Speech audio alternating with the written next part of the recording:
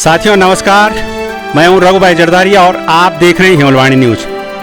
जिस जगह पर मैं खड़ा हूं ये जगह है शिक्षा का मंदिर। शिक्षा का मंदिर यानी कि राजकीय महेंद्र इंटर कॉलेज काफल पानी का ये भवन। अब आप अंदाजा लगाइए कि मेरे आसपास आपको किस तरह का दृश्य दिखाई दे रहा है। आज एक तरफ हम शिक्षा को लेकर बड़े बड़े दावे कर रहे हैं कि हम बहुत आगे निकल गए हैं, ढांचागत सुविधाएं हो गई हैं, बहुत बेहतर एजुकेशन हम अपने छात्रों को दे रहे हैं। लेकिन वहीं दूसरी तरफ जब हम राजकीय inter college Mahendra inter college Kafal Pani पहुंचते हैं तो हमारा मानस चेंज हो जाता है। हम सोचने पे मजबूर हो जाते हैं कि क्या वास्तव में ग्रामीण क्षेत्र के स्कूलों की हर जगह यही स्थिति है या सरकार जो दावे कर रही है उस पे वो खरा उतर रही है या नहीं। ये दृश्य आप देख सकते हैं।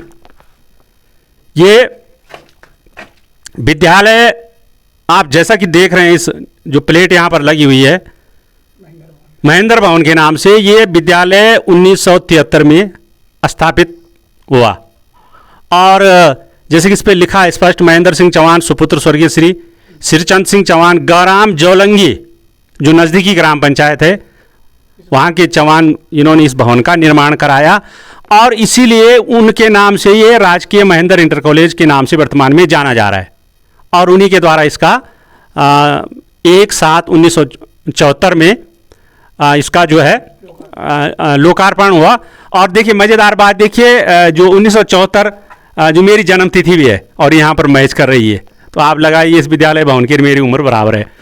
तो हमारे सहयोगी वरिष्ठ पत्रकार शशि भूषण भट्ट जी जो इस समय कैमरे की जिम्मेदारी संभाल रहे हैं, आपको दिखा रहे हैं। ये देखिए आप दृश्य,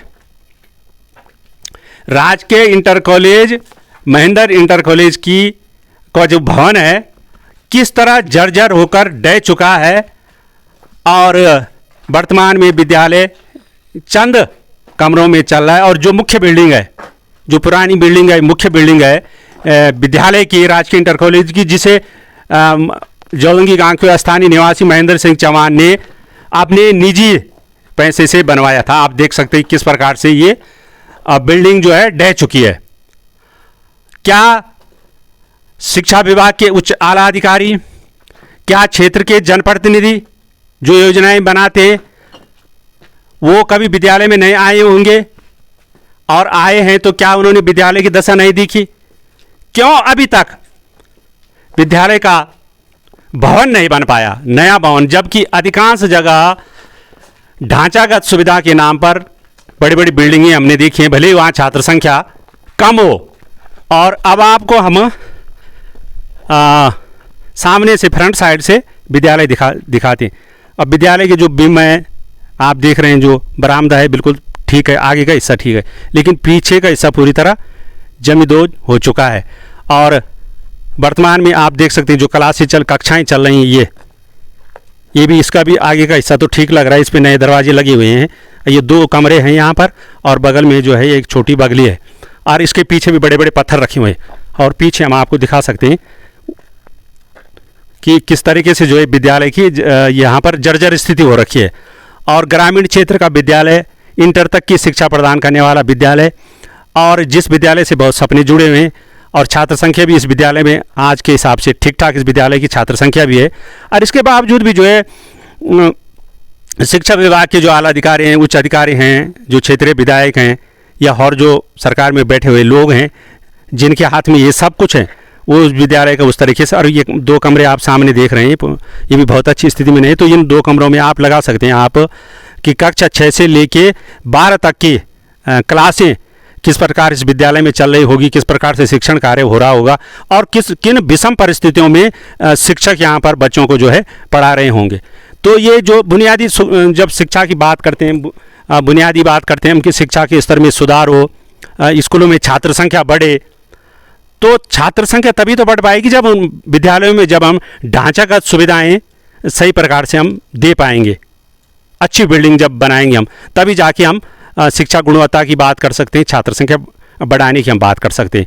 तो ये दृश्य जो है एक बार हमारे सहयोगी आपको ये दिखा सकते हैं कि किस तरीके से कितनी पुरानी ये बिल्डिंग है। और इस पुराने भवन के भरोसे राजकीय इंटर कॉलेज है और चंद कमरों में, अब चंद कमरे यहाँ जो है अलग से लोगों ने किसी तरह से यहाँ पर विद्यालय के पास जो चंद कमरे हैं उन कमरों में विद्यालय चल पा रहा है। तो ये बहुत बड़ी बात है, शिक्षा को लेकर चिंता करने वाली बात है कि काफल पाणी जैसा राजकीय इंटर कॉलेज जहाँ देश के नामी साहित्यकार का नाम जुड़ा हुआ है मंगलेश डबलाल, और तभी भी जो है इस विद्यालय की ये स्थिति है। तो यहाँ पर हमारे साथ वरिष्ठ भाजपा नेता, पत्रकार और नज़दीकी जो सबसे बड़ी ग्राम पंचायत है जौलंगी, उसके पूर्व प्रधान भगवान सिंह राणा जी यहाँ पर हमारे साथ मौजूद हैं। और आइए जानते हैं उससे विद्यालय की स्थिति को लेकर, क्योंकि वो विद्यालय को भली भांति जानते हैं कि क्या क्या यहाँ पर। राणा जी, आपकी ग्राम पंचायत के नज़दीकी विद्यालय है और अभी तक यहाँ पर एक ठोस सामान्य बिल्डिंग भी विद्यालय नहीं बन पाई है, तो क्या कारण हो सकते हैं? ये जो विद्यालय साहब, ये पहले विद्यालय था जनता इंटर कॉलेज। तो ये जितनी भी ज़मीन है ये ग्राम पंचायत जौलंगी के लोगों ने दान दे रखी है जी, और सरकार ने यहाँ पे 1 रुपए का भी यहाँ काम नहीं किया है।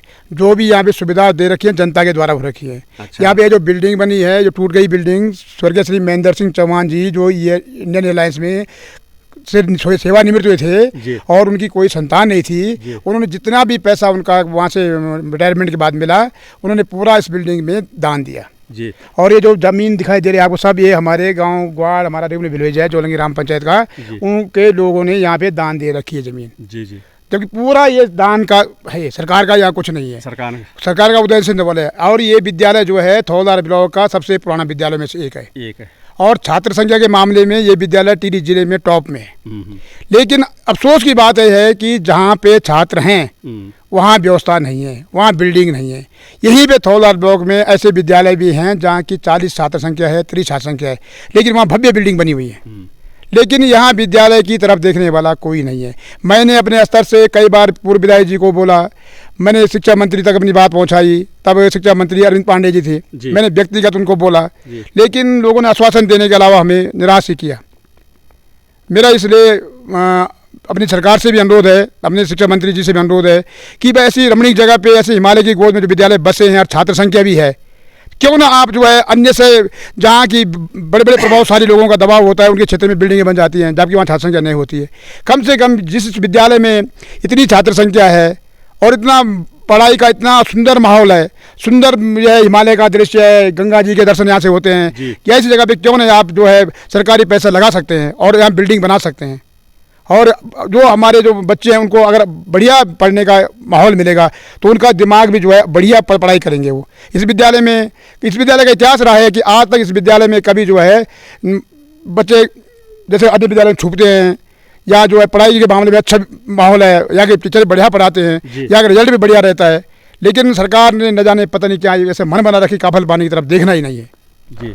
बहुत सुंदर बात यहाँ पे राणा जी ने कहा कि सरकार में बैठे लोगों ने ना ये मन बना रखा है कि इस विद्यालय की तरफ देखना। और उन्होंने एक महत्वपूर्ण बात ये कही कि जिस जगह पर ये विद्यालय बनाए, चारों तरफ रमणीक और बहुत सुंदर वातावरण में, ये यहाँ पर पढ़ने के लायक जो है बहुत सुंदर जगह ये अध्ययन के लिए, तो इस विद्यालय की तरफ सरकार को उस हिसाब से ध्यान देना चाहिए। तो आप सरकार से किस तरह की मांग करना चाहेंगे?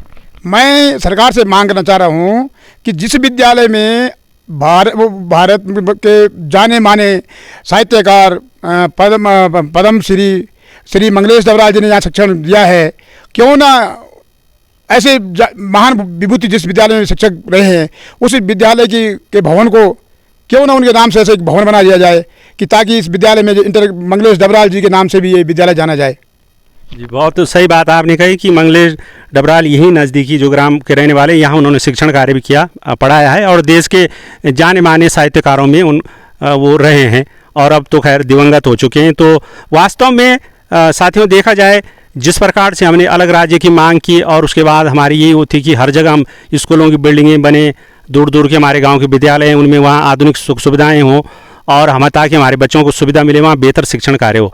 लेकिन जबकि ये जो ऋषिकेश चंबा उत्तरकाशी जो राष्ट्रीय राजमार्ग है, धरासू राष्ट्रीय राजमार्ग है, उससे बिल्कुल जुड़ा हुआ ये इंटर कॉलेज है और उसके बावजूद भी इस तरह की जर्जर भवन पर विद्यालय चल रहा है, तो निस्संदेह यह बहुत ही चिंता का विषय। और हेवरवाणी की कोशिश रहती है कि सुदूर गांव तक जाकर, ग्रामीण क्षेत्रों तक जाकर जो भी इस तरह की समस्याएं हैं, जनता से जुड़ी हुई समस्याएं, उनको सामने लाना है और इस खबर के माध्यम से हम सरकार से भी ये कहना चाहते हैं कि जल्द से जल्द इस विद्यालय की सुध ली जाए और यहाँ एक नया भवन बनाया जाए। नमस्कार।